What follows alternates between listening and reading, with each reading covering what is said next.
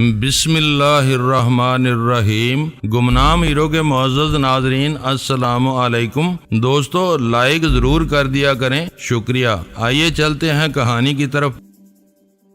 میں نہیں جانتی کہ ذہانت کی مکمل تعریف کیا ہے، فی الحال میں اپنے متعلق اتنا ہی کہتی ہوں کہ مشکل حالات میں مجھے ہر پہلو پر نظر رکھنا آتا ہے۔ یہی وجہ تھی کہ جب میں نے خوشبو کے ذریعے اپنے آپ کو کتوں سے چھپایا تو یہ سمجھ لیا تھا کہ یہی طریقہ پروفیسر سامری بھی اختیار کر سکتا ہے۔ میں کٹہرے کے اوپر سے ذرا جھک گئی، سر جھکا کر آہنی سلاخوں کے پیچھے کتوں کو دیکھا۔ وہ مجھے دیکھ کر بھونکنے لگے۔ میں نے سامری کی وہ شرٹ آہنی سلاخوں کے سامنے جھلانا شروع کی۔ کوئی بات سمجھنے سے رہ جائے تو انسان کیا شیطان بھی دھوکہ کھا جاتا ہے۔ شیطان نہ کبھی یہ سوچ سکتا تھا نہ سمجھ سکتا تھا کہ میں پہلے ہی سامری کی وہ خوشبو اسی کی شرٹ میں چرا کر یہاں تک لے آئی ہوں۔ پہلے اس کے بدن کی قدرتی بو کے ذریعے کتوں کو پیچھے لگاؤں گی، بعد میں اسی کے پسندیدہ پرفیوم کو اس کے خلاف ہتھیار بنا لوں گی۔ وہ خوش ہو کر گیا تھا کہ پروفیسر سامری کو کتوں سے نجات دلانے میں کامیاب ہو جائے گا۔ ابھی جو دوسرا حملہ ہو رہا تھا وہ اسے چونکا دینے والا تھا۔ مجھے اپنے اندر اس کی ہنسی سنائی دی۔ میں نے پوچھا کیا بات ہے، کامیاب ہو گئے؟ اس نے کہا ہاں، پروفیسر سامری نے ایک کتے کو گولی مار دی۔ میں نے اسے سمجھا دیا ہے کہ گولی مارنے سے کام نہیں چلے گا، سونیا ابھی اور کتے بھیجنے والی ہے، لہذا اسے پرفیوم استعمال کرنا چاہیے۔ اب وہ یہی کر رہا ہے۔ دوسرا کتا اس بنگلے کے باہر خاموش کھڑا ہے، جس بو کے پیچھے آیا تھا وہ گم ہو گئی ہے۔ میں نے یہ اخبار کی چونک کر کہا ارے ارے یہ کیا ہو رہا ہے؟ شیطان نے حیرانی سے پوچھا کہ کہاں کیا ہو رہا ہے؟ میں دور بہت دور سامری کے بنگلے کے آس پاس دیکھ رہی ہوں۔ وہ 4 عدد کتے جو میں نے بعد میں چھوڑے تھے اب وہاں بھونک رہے ہیں، سامری کو بنگلے کے باہر بلا رہے ہیں۔ تم نے ان کتوں کو بعد میں چھوڑا تھا، اس سے کیا فرق پڑتا ہے؟ انہیں بھی سامری کی بو نہیں ملے گی۔ کیسے نہیں ملے گی؟ اس وقت سامری نے جو پرفیوم لگایا ہوا ہے وہ اسی کی بو پر دوڑتے ہوئے گئے ہیں۔ کیا؟ اس نے شدید حیرانی سے پوچھا، پھر انکار کرتے ہوئے کہا نہیں نہیں، تم ایسا نہیں کر سکتی، میں ابھی جا کر دیکھتا ہوں۔ وہ گیا اور پھر واپس آ کر کہنے لگا مان گیا سونیا، میں تمہیں مان گیا۔ میں سوچ بھی نہیں سکتا تھا کہ تم دوہری چال چلو گی۔ پہلے میں نے انکار کیا تھا، اب تسلیم کرتا ہوں، تم میری خالہ ہو۔ میں تمہارے پروفیسر سامری کو نقصان پہنچا رہی ہوں، کیا تمہیں مجھ پر غصہ نہیں آ رہا ہے؟ ارے غصہ کس بات کا؟ تم شیطانی دماغ رکھتی ہو، یہ میرے لیے فخر کی بات ہے۔ اوہ میں پھر وقت ضائع کر رہا ہوں، مجھے سامری کے پاس پہنچنا چاہیے۔ وہ پھر چلا گیا۔ اس دن کے بعد سے وہ جیسے میرا موتقد بن گیا۔ اس نے وعدہ کیا میرے خلاف کبھی کوئی شیطانی چال نہیں چلے گا۔ بھلا یہ بھی کوئی یقین کرنے کی بات ہے کہ جانور 4 پاؤں رکھتا ہو اور 4 پاؤں سے نہ چلے، پنجہ رکھتا ہو پنجہ نہ مارے؟ یہ تو صرف قیامت کے دن یقین آئے گا، جب انسان اور شیطان کا کھیل ختم ہو چکا ہوگا۔ پروفیسر سامری کے متعلق بعد میں پتا چلا کہ کتوں کی یلغار سے بوکھلا گیا تھا۔ پہلے حملے میں 2 کتے تھے، جن میں سے ایک کو اس نے ہلاک کر دیا تھا اور دوسرا قابو میں نہیں آ رہا تھا۔ اسی وقت شیطان نے مشورہ دیا تھا کہ اسے پرفیوم استعمال کرنا چاہیے۔ اس کمبخت نے ہی وہی پرفیوم استعمال کیا جو میں اس کی شرٹ پر چھڑک کر لے آئی تھی۔ دوسرا حملہ 4 کتوں کا تھا۔ اس کی سمجھ میں نہیں آیا کہ بدن کی بو کو چھپا دینے کے باوجود یہ حملہ کیسے ہو رہا ہے۔ جب شیطان نے اسے میری چال سمجھائی تو وہ بے تحاشا گالیاں بکنے لگا۔ شیطان نے کہا میری پوجا کرنے والوں کو دعا اثر نہیں کرتی، گالیاں کیا اثر کریں گی؟ فوراً خوشبو سے معطر لباس کو اتار دو اور واشنگ مشین میں ڈال دو، دوسرا لباس پہنو۔ تمہارے بدن کی قدرتی بو جو خارج ہوگی وہ کتوں پر اثر نہیں کرے گی، کیونکہ وہ صرف پرفیوم کی مہک پر یہاں تک آئے ہیں۔ اس نے یہی کیا، مگر لباس اتارتے اور اسے واشنگ مشین میں ڈالنے کے دوران 2 کتے جانے کس طرح بنگلے کے اندر چلے آئے، ان سے نبڑنا پڑا۔ اس نے پھر ایک کو گولی مار دی، مگر دوسرے نے حملہ کر دیا، اس طرح بمبوڑا کہ آج کل واقعی 14 انجیکشن کے کورس سے گزر رہا ہے۔ شیطان نے ڈانٹ کر کہا جب کتے سونیا کا تعاقب کرتے ادھر آ رہے تھے تم نے اسے گاڑی کی چابی کیوں نہیں دی تھی؟ سامری نے جھنجھلا کر کہا وہ چلاکی دکھاتی ہے، میرے سامنے مکاری نہیں چلے گی۔ وہ تو میں نے دھوکے میں بجلی کے ننگے تار پکڑ لیا تھا، ورنہ تم کچھ نہیں کر سکتے تھے اور نہ ہی آئندہ کر سکو گے۔ غلطی تمہاری تھی، تم رات کو اس کے کمرے میں کیوں جانا چاہتے تھے؟ سامری نے حیرانی سے کہا ارے واہ رے واہ شیطان، کیا تو خود ہی مجھے گناہ کی ترغیب دیتے ہو؟ جب میں گناہ کے راستے پر چلتا ہوں تو پوچھتے ہو کہ کیوں ادھر جا رہا تھا؟ میں صرف گناہ کا راستہ دکھاتا ہوں، یہ نہیں بتاتا کہ راستے میں کتنے کانٹے ہوں گے، کس طرح پاؤں چھلنی ہوں گے،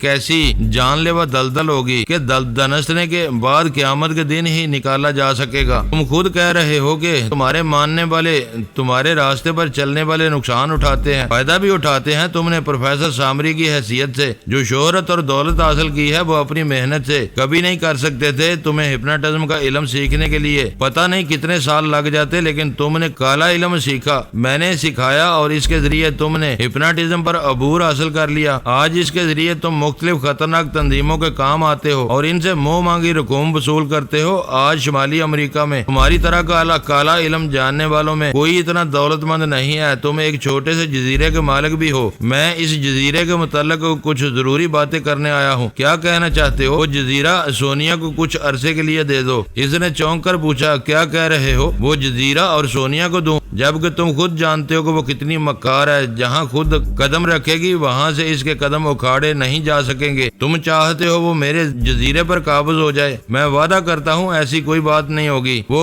کچھ عرصے تک وہاں رہے گی۔ اس کا مطلب ہے دشمن ابھی اور شکاری کتے اس کے تعاقب میں چھوڑیں گے اور تم اسے جزیرے میں پناہ دینا چاہتے ہو۔ تم وہاں کے مالک ہو۔ سونیا جب وہاں رہے گی تو تم سے کوئی بات چھپی نہیں رہے گی، لہذا میں تمہیں ایک اہم راز بتا رہا ہوں اور اس یقین کے ساتھ بتا رہا ہوں کہ کسی کے سامنے اس سلسلے میں زبان نہیں کھولو گے اور میں تمہیں اس کا موقع ہی نہیں دوں گا۔ میرے اندر تجسس پیدا ہو رہا ہے کہ وہ کون سا اہم راز ہے۔ اس جزیرے میں سونیا اپنے فرہاد کے ساتھ رہے گی۔ اس نے چونک کر پوچھا، فرہاد کہاں ہے؟ وہ جہاں بھی ہے اس جزیرے میں پہنچ جائے گا۔ تمہارے جتنے ملازم اور مسلح گارڈز ہیں انہیں بھی نہیں معلوم ہونا چاہیے کہ سونیا کے ساتھ وہاں رہنے والا فرہاد ہے، بلکہ یہ خبر جزیرے سے باہر نہ جائے کہ سونیا نے جزیرے میں رہائش اختیار کی ہے۔ اے شیطان، میں نے خدا کی نافرمانی کی اور تیرا بندہ بن گیا۔ اب تیری نافرمانی کر کے کہاں جاؤں گا؟ نہ گھر کا رہوں گا نہ گھاٹ کا۔ اس لیے مجھے منظور ہے میں کچھ عرصے کے لیے اپنا جزیرہ اسے دے دوں گا۔ تم گھر کے بھی رہو گے اور گھاٹ کے بھی۔ کیا تم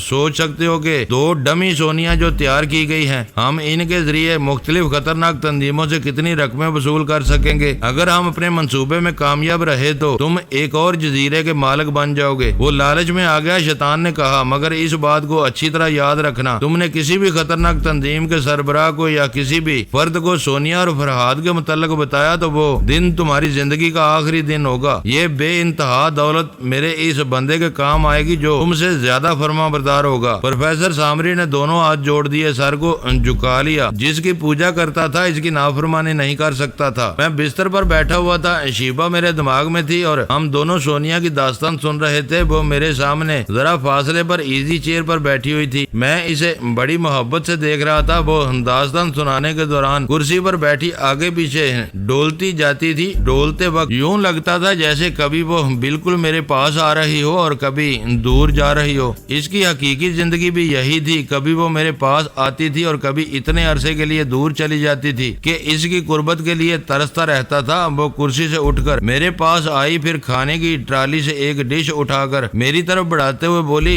تم صرف باتیں سن رہے ہو نہ تو بھول ہی گئے؟ میں سنتا بھی جا رہا ہوں، کھاتا بھی جا رہا ہوں۔ مجھے بتاؤ اس کے بعد کیا ہوا؟ اس کے بعد شیبا نے تمہیں بتا ہی دیا ہے کہ کس طرح 2 سونیا کا چکر چلایا گیا۔ جب مجھے پتا چلا کہ خلیج کے ساحلی شہر میں 2 عدد سونیا نے تمام خطرناک تنظیموں کی توجہ اپنی طرف مبذول کر رکھی ہے تو میں نے شیطان سے کہا، یہی موقع ہے، مجھے ڈمی رسونتی بن کر فرہاد کے قریب رہنا چاہیے۔ جب طیارہ وہاں سے پرواز کرے گا تو ہم اس طیارے کا رخ جزیرے کی طرف کر دیں گے۔ میں یہ نہیں پوچھوں گا کہ تم نے جوزا کا روپ کیسے اختیار کیا اور کس طرح اس کی جگہ لی، یہ سارے طریقہ کار ہم جانتے ہیں اور ایک عرصے سے ان پر عمل کرتے آ رہے ہیں۔ ایک اہم سوال جو دماغ میں چبھ رہا ہے وہ میں پوچھتا ہوں۔ سونیا نے مجھے ایک کیپسول کھانے کے لیے دیا۔ ڈاکٹری نسخے کے مطابق رات کے کھانے کے دوران اس کیپسول کو کھانا ضروری تھا۔ میں نے اسے نگل لیا، پھر پانی پینے کے بعد پوچھا، کیا تمہیں یقین ہے اس جزیرے میں شیطان ہمیں پھانسنے کی کوشش نہیں کرے گا؟ وہ کبھی ایسا نہیں کر سکے گا۔ تم کس بل بوتے پر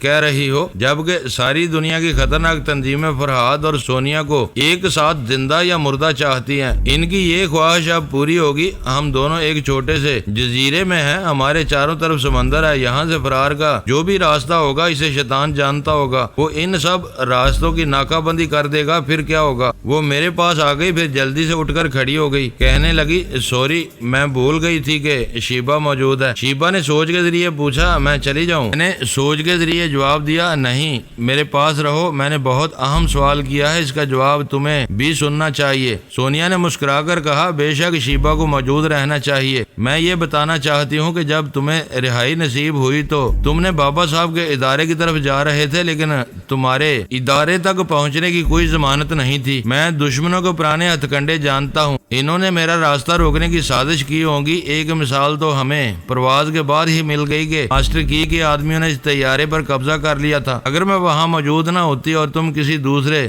ذریعے سے ماسٹر کی کے پھندے سے نکل جاتے، تب بھی بابا صاحب کا ادارہ بہت دور تھا، راستے میں اور بھی رکاوٹیں پیش آتی۔ ماسک مین اور یہودیوں کے کہال تنظیم کے افراد ماسٹر کی اور سپر ماسٹر سب تم پر طاق میں تھے۔ اگرچہ سپر ماسٹر بظاہر تمہارے معاملے میں دلچسپی نہیں لے رہا ہے، لیکن در پردہ اس کی بھی یہی کوشش تھی کہ بابا صاحب کے ادارے تک نہ پہنچنے دیا جائے۔ خواہ تم فرہاد ہو یا میکاکس، تمہیں راستے ہی میں ختم کر دینے کا منصوبہ ہر طرح سے مکمل ہو چکا تھا۔ تمہارے ایک یا دو چار دشمن ناکام ہو جاتے، اس کے بعد بھی ایسے دشمن تھے جن کی کامیابی کے امکانات تھے۔ میں جہاں بھی ہوتا دشمنوں کے گھیرے میں ہوتا، یہ تو سمندر کے گھیرے میں ہوں، اسے تیر کر عبور نہیں کیا جا سکتا۔ اتنی سمجھدار ہو کر مجھے ایسی جگہ لے آئی ہو جہاں سے ہم شیطان کی مرضی کے بغیر نہیں نکل سکتے، خدا کی مرضی سے تو نکل سکتے ہیں۔ اس بات پر مجھے بے حد شرمندگی ہوئی، ذرا سی دیر کے لیے میرا ایمان ڈگمگا گیا تھا۔ واقعی خدا کی مرضی کے آگے شیطان کی مرضی کیا معنی رکھتی ہے؟ جسے اللہ رکھتا ہے اسے کوئی نہیں چکھتا۔ میں نے کہا تم درست کہتی ہو، یہ ہمارا ایمان ہے کہ اللہ تعالیٰ کی مرضی سے ہم جیتتے ہیں، اسی کی مرضی سے اٹھائے جاتے ہیں، لیکن اللہ تعالیٰ نے ہمیں جو عقل دی ہے اسے بھی استعمال کرنا چاہیے۔ میں استعمال کر رہی ہوں نا، تم بے فکر ہو کر کھاؤ پیو اور جلد سے جلد صحت یاب ہونے کی کوشش کرو۔ تم نے تو کہا تھا کہ 24 گھنٹوں کے اندر اندر دماغی طور پر اتنی توانائی حاصل کر لوں گا کہ خیال خوانی کر سکوں گا۔ انشاءاللہ ضرور خیال خوانی کر سکو گے۔ میں اس عمارت کو دیکھنا چاہتا ہوں، رات ہو چکی ہے، دن کے وقت اس عمارت کی اندر سے بھی باہر سے بھی ہم پورے جزیرے کا ایک چکر لگائیں گے۔ شیبہ نے کہا بہتر ہے تم آرام کرو، میں جاؤں گی۔ میں نے کہا سونیا یہ شیبہ جانا چاہتی ہے۔ شیبہ ابھی نہ جاؤ، تم یہاں سے جا کر اپنے دوسرے ساتھیوں کے متعلق معلومات حاصل کرو گی، وہ کام یہاں بھی کا ہو سکتا ہے۔ وہ کہتے کہتے رک گئی، پھر چونک کر بولی شیبہ تم فوراً ایک بلیک شیڈو کے پاس جاؤ، اسے تمہاری ضرورت ہے، مگر اسی فرہاد بن کر جانا۔ وہ چلی گئی۔ میں نے سونیا سے پوچھا بات کیا ہے؟ وہی جال جو تم نے بچھایا تھا اب کام آنے والا ہے۔ مائک سے لے کر اسپیکر تک کوئی خرابی پیدا ہو گئی تھی۔ بلیک شیڈو نے بظاہر اسے درست کر دیا ہے، مگر ایک خامی چھوڑ دی ہے۔ سنتے ہی میں بے چین ہو گیا، کاش میں خیال خوانی کر سکتا تو اسی لمحے اس پراسرار شخص تک پہنچنے کی کوشش کرتا۔ پتہ نہیں شیبہ کیا کرے گی، حالانکہ وہ اب تک بڑی عمدگی سے اپنے فرائض ادا کرتی آ رہی تھی، لیکن بعض اوقات منزل بالکل نگاہوں کے سامنے ہوتی ہے، مگر وہاں تک پہنچنے کے راستے پیچیدہ ہو جاتے ہیں۔ ان پیچیدگیوں سے وہ گزر سکے گی یا نہیں؟ میں نے آنکھیں بند کی۔ سونیا نے پوچھا کیا کر رہے ہو؟ میں نے جواب دیا آنکھیں بند کر کے تصور میں شیبہ کو دیکھ رہا ہوں، معلوم کرنا چاہتا ہوں وہ کہاں پہنچ کر کیا کر رہی ہوگی۔ میں نے شیبہ کا تصور کیا، اسے اپنی دماغی آنکھوں سے صاف طور سے دیکھا، یوں لگا جیسے میں سچ مچ اس کے پاس پہنچ رہا ہوں، مگر یہ خیال خوانی کا انداز نہیں تھا، بس کسی کو یاد کرنے اور تصور میں دیکھنے والی بات تھی۔ میں نے بلیک شیڈو کے لب و لہجے کو یاد کیا، اس کی آواز میرے دماغ میں گونجنے لگی۔ میں نے محسوس کیا میں دماغی طور پر کمزور نہیں ہوں۔ میں نے خیال خوانی کی کوشش کی مگر ناکام رہا، پھر آنکھیں کھول دی۔ سونیا کھانے کی ٹرالی لے کر جا چکی تھی۔ میں نے ادھر ادھر دیکھا، پھر اپنا رخ بدل کر بیٹھ گیا۔ اس کمرے میں پتہ نہیں چل رہا تھا کہ شمال جنوب کدھر ہے۔ دوسری بار جب میں نے سمت بدل کر دیکھا تو میرا رخ شمال کی طرف ہو گیا۔ مجھے اس طرح معلوم ہوا کہ میں نے آنکھیں بند کی تھی کہ خیال خوانی کی بھرپور کوشش کی تو ایک دم سے میری سوچ کی لہریں پرواز کرنے لگی، پھر ایک ساتھ کی بھی دیر نہیں لگی اور میں بلیک شیڈو کے دماغ میں تھا۔ سونیا نے درست کہا تھا، میں نے اس کی پیشن گوئی کے मुताबिक 24 घंटे के अंदर ख्याल खोने की कुव्वत दोबारा हासिल कर ली थी। न जाने वो मेरी खुराक में किस किस्म की दवाएं मिलाकर मुझे खिला रही थी। बहरहाल मैं ब्लैक शैडो के दिमाग में खामोश रहा, इसे मुखातब करने की जरूरत नहीं थी। इसकी सोच ने बताया, अभी अभी फरहाद साहब दिमाग में आए थे तो इसने बता दिया है कि माइक और स्पीकर के दरमियान एक ऐसी खराबी पैदा कर दी गई है जिसका इल्म इस पुरअसरार शख्स या इसके आदमियों को नहीं होगा। ये सुनते ही फरहाद साहब दी किलर के दिमाग में चले गए हैं। वो शीबा को फरहाद समझ रहा था। मैंने फिर ख्याल खोनी की परवाज की और दी किलर के दिमाग में पहुंच गया। वहाँ शीबा मौजूद होगी मगर मैंने इसे मुखातब नहीं किया। इस वक्त हर लम्हा कीमती था। किसी भी लम्हे हमें इस पुरअसरार शख्स की आवाज सुनाई दे सकती थी। दी किलर एक बिस्तर पर लेटा हुआ था और नन्हे बच्चे जैसी हरकतें कर रहा था। पता चला जब स्पीकर और माइक के दरमियान कोई खराबी पैदा होती है और कंप्यूटर का राब्ता खत्म हो जाता है तो वो बिल्कुल नकारा हो जाता है। अपने 30 वर्ष के वजूद के साथ नन्हा सा बच्चा बनकर रह जाता है। इस वक्त भी वो बच्चा बना हुआ था, ना अपने दिमाग से कुछ सोच सकता था और ना ही अपने तौर पर कुछ समझ सकता था। मुझे ख्याल आया कहीं शीबा कामयाब होने की खुशी में काम ना बिगाड़ दे। ये सोचकर मैंने इसे मुखातब किया। वो एकदम से चौंक गई, बेयकीनी से बोली, फरहाद ये तुम हो? हाँ मैं हूँ। अल्लाह ताला का लाख लाख शुक्र है, वो मुझे मोहताज और मजबूर बनाकर नहीं रखता।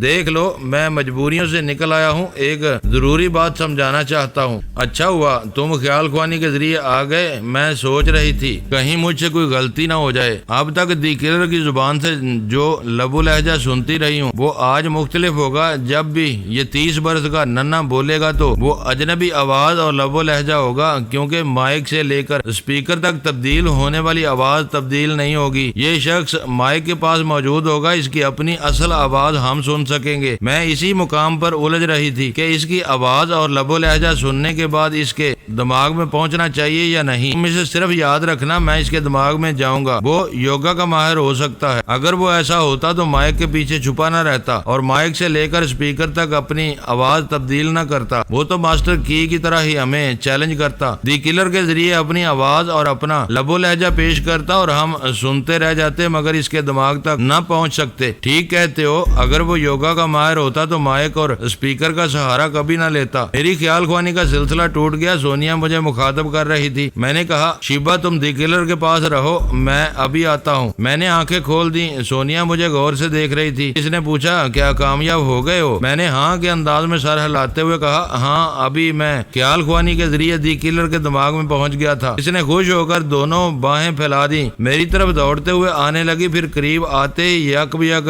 रुक गई। मेरी आंखों में झांकते हुए बोली, क्या शीबा है? मैंने मुस्कुराते हुए नहीं के अंदाज में सर हिलाया। वो हाँ के अंदाज में आ गई। ये भी अजीब वक्त होता है जब मोहब्बत पीछे से दामन पकड़कर खींचती है और दुश्मन आगे से गिरेबान पकड़कर खींचते हैं। इस पुरअसरार दुश्मन का ख्याल मुझे खींच रहा था। आज दी किलर के जरिए इसके दिमाग तक पहुंचा जा सकता था। इधर सोनिया ने इस तरह मोहब्बत का दामन थाम रखा था कि मैं छुड़ा नहीं सकता था, बल्कि छुड़ाना चाहता ही नहीं था। मुझे महसूस हो रहा था जैसे मैं तपते हुए सहरा से गुजरता हुआ अचानक घनी छांव मिल गई है। ऐसे में जी चाहता है बस थक हार कर गिर जाएं, दुनिया को भूल जाएं, किसी की फिक्र न करें। और जहाँ तक फिक्र करने का ताल्लुक है तो दुश्मन दिन रात फिक्र में मुब्तला रखने की कोशिश करते रहते हैं। अब तो हम बड़े ढीठ बन गए हैं। फिक्र दुनिया को खा जाती है और हम फिक्र को खा जाते हैं। मैं सोच रहा था दुश्मन तो रोज रोज मिलते हैं, मोहब्बत कभी कभी मिलती है और नसीब से मिलती है, इसलिए बदनसीब नहीं बनना चाहिए। फिर शीबा दी किलर के दिमाग में मौजूद थी। मेरी गैर मौजूदगी से कोई फर्क नहीं पड़ता था। फिर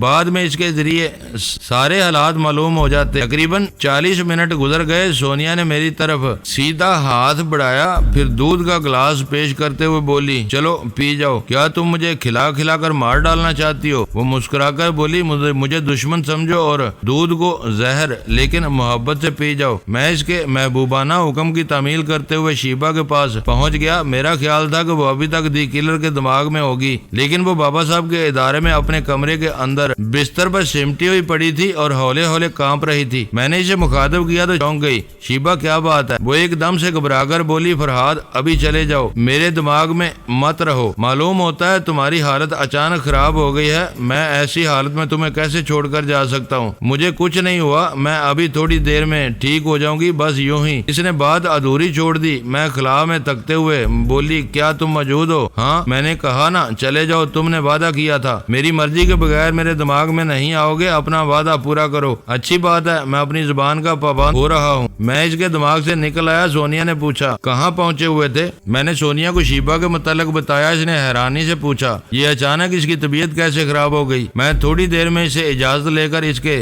دماغ میں جاؤں گا، پھر معلوم کروں گا۔ فی الحال مجھے دی کلر کے متعلق معلوم کرنا چاہیے۔ میں بلیک شیڈو کے پاس پہنچ گیا۔ جیسے ہی پہنچا اس کے منہ پر ایک گونسا لگا۔ میں ایک دم سے چونک گیا۔ وہ گونسا کھاتے ہی ایک کرسی پر جا کر بیٹھ گیا تھا۔ اس کے چاروں طرف 6 آدمی تھے۔ ان میں سے ایک کہہ رہا تھا تم چلاک بننے کی کوشش کر رہے ہو، اگر ہمارا پراسرار باس اپنے سائے پر بھی بھروسہ نہیں کرتا پھر تم پر کیسے کر سکتا تھا؟ تم نے جان بوجھ کر اسپیکر اور مائک کے درمیان وہ خرابی پیدا کر دی تھی۔ بلیک شیڈو نے انکار میں سر ہلا کر کہا نہیں، یہ جھوٹ ہے، میں قسم کھاتا ہوں میں نے کوئی خرابی پیدا نہیں کی۔ ایک نے پوچھا پھر مائک پر بولنے والے کی آواز اسپیکر تک پہنچ کر تبدیل کیوں نہیں ہوئی؟ ایک شخص نے بلیک شیڈو کا گریبان پکڑ کر اسے کرسی سے اٹھایا، پھر الٹا ہاتھ اس کے منہ پر رسید کیا، پھر کرسی پر بیٹھ گیا۔ اس شخص نے کہا ہمارے پراسرار باس نے پہلے ہی ہمیں حکم دیا تھا کہ جب تم مائک کے اسپیکر وغیرہ کا کام کر لیا کرو تو تمہیں اس کمرے سے ہٹا دیا جائے۔ آج تک تمہارے سامنے وہ شخص کبھی نہیں آیا جو مائک کے پاس بیٹھ کر دی کلر کے دماغ میں پہنچ جاتا ہے۔ بلیک شیڈو نے رونے کے انداز میں کہا تم لوگ کیسی باتیں کر رہے ہو، میری سمجھ میں نہیں آ رہا ہے۔ ایک اور شخص نے کہا ہم تمہیں سمجھا رہے ہیں، تم یہ نہیں جانتے تھے کہ مائک کے پاس بیٹھ کر جو شخص بولتا ہے وہ اپنے کان پر ہیڈ فون پہنے رہتا ہے۔ اس کی آواز جب اسپیکر تک جا کر تبدیل ہوتی ہے تو وہ تبدیل شدہ آواز اسے اپنے ہیڈ فون پر سنائی دیتی ہے۔ اس طرح اسے پتا چلتا ہے کہ مائک سے لے کر اسپیکر تک کوئی خرابی نہیں ہے اور اس کا بدلا ہوا لب و لہجہ دی کلر تک پہنچ رہا ہے۔ لیکن آج جب اس نے ہیڈ فون لگا کر اپنی ہی آواز سنی تو وہ چونک گیا۔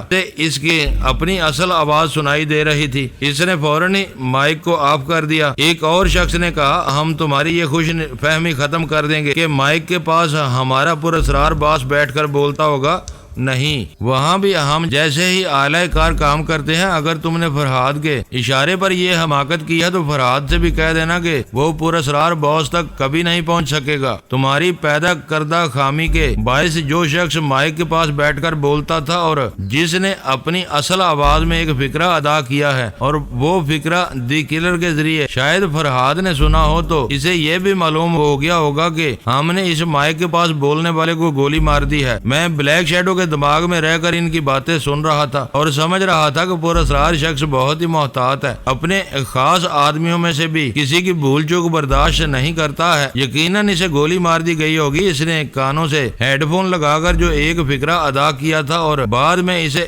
غلطی کا احساس ہوا تھا تو وہ فقرہ شیبہ نے دی کلر کے دماغ میں رہ کر ضرور سنا ہوگا، لیکن ابھی شیبہ کے پاس جانے کا وقت نہیں تھا۔ میں نے بلیک شیڈو سے وعدہ کیا تھا کہ وہ میرے کام آئے گا تو میں اس کے کام آؤں گا اور اسے وہاں سے فرار ہونے کا موقع دوں گا۔ اب اس کی جان پر بنی ہوئی تھی، ایسے میں اسے چھوڑ کر نہیں جا سکتا تھا۔ اس وقت بلیک شیڈو اپنے طور پر صفائی پیش کرتے ہوئے کہہ رہا تھا دوستو، خواہ مخواہ مجھ پر شبہ نہ کرو، مجھے یہاں عیش و آرام سے رکھا گیا ہے، کسی بات کی تکلیف نہیں ہے۔ میں بھلا باس سے غداری کیوں کروں گا؟ اور میں یقین دلاتا ہوں فرحاد سے میرا کوئی رابطہ نہیں ہے۔ ایک شخص نے پھر اس کے منہ پر الٹا ہاتھ رسید کیا، پھر کہا ہم تمہیں بھی پہلی فرصت میں گولی مار دیتے لیکن انتظار کر رہے ہیں۔ تم فرحاد کے کام آتے رہے ہو، وہ بھی تمہارے کام آئے گا، ہم تمہیں مہلت دے رہے ہیں، پکارو اسے پکارو۔ مرتے وقت یہ حسرت نہ رہے کہ ہم نے تمہیں فرحاد سے مدد طلب کرنے کا موقع نہیں دیا تھا۔ مجھے یقین ہو گیا کہ وہ لوگ بلیک شیڈو کو گولی مار دیں گے۔ اگر ایسا ہو جائے گا تو مجھے بے حد افسوس ہوگا، وہ میرے کام آیا تھا، اب اس کی زندگی بچانا میرا فرض تھا۔ میں نے اس بولنے والے شخص کے دماغ میں پہنچنے کی کوشش کی۔ اس نے فوراً سانس روک لی، پھر مسکرا کر بولا اوہ فرحاد علی تیمور، میرے دماغ میں آنا چاہتے ہو؟ نہیں بھائی، ادھر نو ویکینسی ہے، لہذا اپنے اعلی کاری کے دماغ میں جا کر اس کے ذریعے ہم سے گفتگو کرو۔ میں نے بلیک شیڈو کے دماغ میں پہنچ کر اس کی زبان سے کہا میں فرحاد علی تیمور بول رہا ہوں، اسے زندہ رہنے کی کتنی مہلت دے سکتے ہو؟ صرف 5 منٹ۔ میں کہتا ہوں اسے آدھے گھنٹے تک زندہ رہنے دو، ابھی تمہارا وہ پراسرار باس تمہیں اس کی جان بخشنے کا حکم دے گا۔ تم تو ایسے کہہ رہے ہو جیسے ہمارے باس کے دماغ میں پہنچ چکے ہو، آدھے گھنٹے کے اندر تمہیں اپنی بات کا جواب مل جائے گا۔ اس نے طنزیہ انداز میں کہا ہم تمہارا یہ کارنامہ ضرور دیکھیں گے، اس کے لیے آدھے گھنٹے کی مہلت دیں گے مگر یاد رکھنا کوئی چلاکی نہیں چلے گی۔ اچھی بات ہے، میں ابھی آتا ہوں۔ میں فوراً ہی سپر ماسٹر کے دماغ میں پہنچ گیا۔ جب اسے مخاطب کیا تو اس نے چونک کر پوچھا، کون؟ فرحاد صاحب؟ ہاں، میں فرحاد علی تیمور بول رہا ہوں۔ تم یقیناً یہ جانتے ہو کہ تمہارے علاوہ بھی ایک سپر ماسٹر ہے جو تم سے بھی سپر ہے اور تمہارے اسی ملک سے تعلق رکھتا ہے۔ نہیں فرحاد صاحب، یہ کیسے ممکن ہے؟ ایک وقت میں ایک ہی سپر ماسٹر ہوتا ہے۔ ہاں، دوسری تنظیموں کو دھوکہ دینے کے لیے تم ایک ہی کی طرح سپر ماسٹر بنے ہوئے ہو، ورنہ اصل میں کوئی اور ہے اور اپنے آپ کو پر اسرار شخص کہتا ہے۔ کیا آپ اس سلسلے میں ثبوت پیش کر سکتے ہیں؟ ثبوت ضروری نہیں ہوتا، ہاں ٹھوس دلائل دے سکتا ہوں۔ میں تو کیا، دوسری خطرناک تنظیموں کے سربراہ بھی اب یقین سے کہنے لگے ہیں کہ وہ پر اسرار شخص اصل سپر ماسٹر ہے۔ وہ بڑی کامیابی سے اب تک پر اسرار بنا رہا، لیکن انسان ہے، کہیں تو غلطی ضرور کرے گا۔ تو اس نے غلطی کی۔ سب سے پہلے غلطی یہ کی کہ اس نے رسونتی، سونیا اور آلہ بی بی کو اغوا کرانے کے بعد الاسکا پہنچا دیا۔ اس کے بعد رسونتی کو ہارر بے پہنچایا، یعنی میرے تینوں ساتھیوں عورتوں کو اسی ملک کے شمال سے جنوب تک خواہ مخواہ گردش میں رکھا۔ سپر ماسٹر نے کہا، یہ تو کوئی دلیل نہ ہوئی۔ ٹھوس دلائل یہ ہیں کہ جب تک رسونتی میں کاکس کے ساتھ ہارر بے سے برازیل تک سفر کرتی رہی، وہاں اس کی نگرانی کے لیے صرف سادہ لباس والے ہی سفر نہیں کر رہے تھے، بلکہ بعض جگہ فوجیوں کو بھی استعمال کیا گیا اور بحری، فضائی اور خشکی کے تمام راستوں کی ناکہ بندی کی گئی۔ تمام ایئرپورٹ وغیرہ میں ایسے احکامات صادر کیے گئے جو یہاں کے اعلیٰ حکام کی زبان سے ہی صادر ہو سکتے تھے۔ میں نے گھڑی دیکھتے ہوئے کہا، سپر ماسٹر، میں نے تمہارے آدمیوں سے آدھے گھنٹے کی مہلت حاصل کی ہے تاکہ وہ بلیک شیڈو کو گولی نہ مارے۔ میں اس کی جان بخشی کا حکم چاہتا ہوں۔ اگر آدھے گھنٹے سے پہلے حکم نہ دیا گیا تو بلیک شیڈو کی طرح تمہیں بھی اپنی جان سے جانا ہوگا۔ وہ ایک دم سے ہڑبڑا کر اپنی جگہ سے اٹھ گیا، کہنے لگا، یہ کیا کہہ رہے ہو؟ اسی بلیک شیڈو کی وجہ سے تم مجھے کیوں ہلاک کرنا چاہتے ہو؟ میں وقت ضائع نہیں کرنا چاہتا۔ اگر تم اپنی زندگی چاہتے ہو تو اپنی حفاظت کے لیے دنیا بھر کے حفاظتی انتظامات کر لو، یا پھر اپنے اعلیٰ سپر ماسٹر تک یہ خبر فوراً پہنچا دو کہ بلیک شیڈو کے بدلے تمہاری جان جانے والی ہے۔ اگر وہ تمہاری زندگی بچانا چاہیں گے تو بیچارہ بلیک شیڈو بھی حرام موت مرنے سے بچ جائے گا۔ پھر میں نے گھڑی دیکھتے ہوئے کہا، میری گھڑی، اپنا وقت ملا لو، صرف 18 منٹ رہ گئے ہیں۔ 18 منٹ کے بعد تم اور بلیک شیڈو دونوں ہی مرو گے یا دونوں ہی زندہ رہو گے۔ فوراً ہی اعلیٰ حکام سے رابطہ قائم کرنے لگا۔ میں نے کہا، میں 15 منٹ کے بعد آؤں گا، اس کے بعد صرف 3 منٹ رہ جائیں گے۔ میں نے بلیک شیڈو کو آ کر تسلی دی، تم اطمینان سے بیٹھے رہو، ابھی تھوڑی دیر میں تمہاری رہائی کا حکم سنایا جائے گا۔ اسے یقین نہیں آ رہا تھا کیونکہ اس کے سامنے ایک کرسی پر جو شخص بیٹھا ہوا تھا، اس کے ہاتھ میں ریوالور تھا اور ریوالور کا رخ اسی کی طرف تھا۔ وہ بلیک شیڈو سے کہہ رہا تھا، ہم دونوں آمنے سامنے ایک ایک کرسی پر بیٹھے ہیں، دونوں ہی زندہ ہیں۔ فرحاد نے آ کر آدھے گھنٹے کے اندر تمہارے لیے کچھ نہیں کیا تو اس کرسی پر میں زندہ رہوں گا اور اس کرسی پر تم مردہ نظر آؤ گے۔ 10 منٹ اور گزر گئے۔ میں بلیک شیڈو کے دماغ میں تھا اس خیال سے کہ اگر اسے رہائی نصیب نہ ہوئی تو وہاں کسی طرح ہنگامہ برپا کروں گا اور بلیک شیڈو کو فرار ہونے کا موقع دوں گا۔ 12 منٹ کے بعد ہی ٹیلی فون کی گھنٹی بجنے لگی۔ ایک شخص نے ریسیور اٹھا کر سنا، پھر وہ ٹیلی فون اٹھا کر ریوالور والے شخص کے پاس آیا۔ ریسیور اسے تھما دیا۔ اس نے ریسیور کو کان سے لگا کر کہا، ہیلو، میں میکی بول رہا ہوں۔ وہ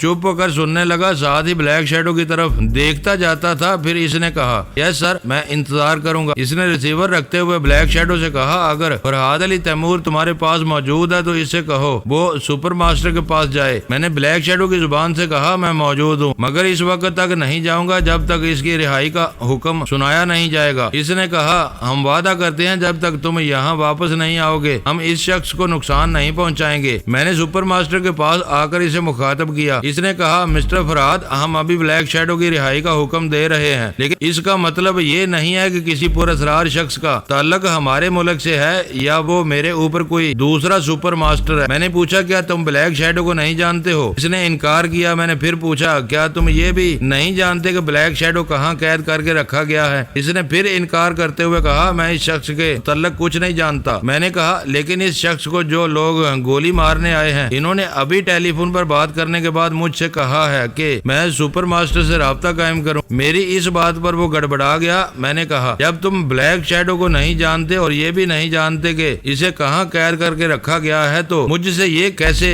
کہہ رہے تھے کہ ابھی اس کی رہائی کا حکم دے دیا جائے گا؟ اس نے کہا، تم بال کی کھال نکال رہے ہو۔ بات صرف اتنی سی ہے کہ ہم اپنے ملک میں کسی کو قتل کرنے یا کسی کو قتل ہونے نہیں دینا چاہتے۔ کرتے، خواہ وہ بلیک شیڈو ہو یا کوئی اور۔ بہرحال اس کی رہائی کا حکم دے دیا گیا ہوگا۔ مجھے یقین ہے کہ تم مجھ سے دشمنی نہیں کرو گے۔ میں نے کہا اپنے گریبان میں جھانک کر دیکھو، میں نے کبھی دشمنی کرنے میں پہل نہیں کی۔ اگر آج بھی تمہارے لوگ میرے آدمی کو قتل کی دھمکی نہ دیتے تو میں تمہیں دھمکی دینے کبھی نہ آتا۔ میں بلیک شیڈو کے پاس پہنچ گیا، وہ خوش نظر آ رہا تھا کیونکہ رہائی کا حکم سنا دیا گیا تھا۔ اس نے مجھے بتایا کہ اسے اس کی رہائش گاہ کی طرف بھیجا جا رہا ہے، کل تک اسے ٹکٹ وغیرہ فراہم کر دیے جائیں گے تاکہ وہ اپنے وطن واپس جا سکے۔ دوستو ویڈیو کو لائک ضرور کر دیا کریں۔ ISI پاک آرمی زندہ باد، پاکستان پائندہ باد۔ معزز ناظرین اپنا خیال رکھیے گا اور اپنے اس چینل کا بھی شکریہ۔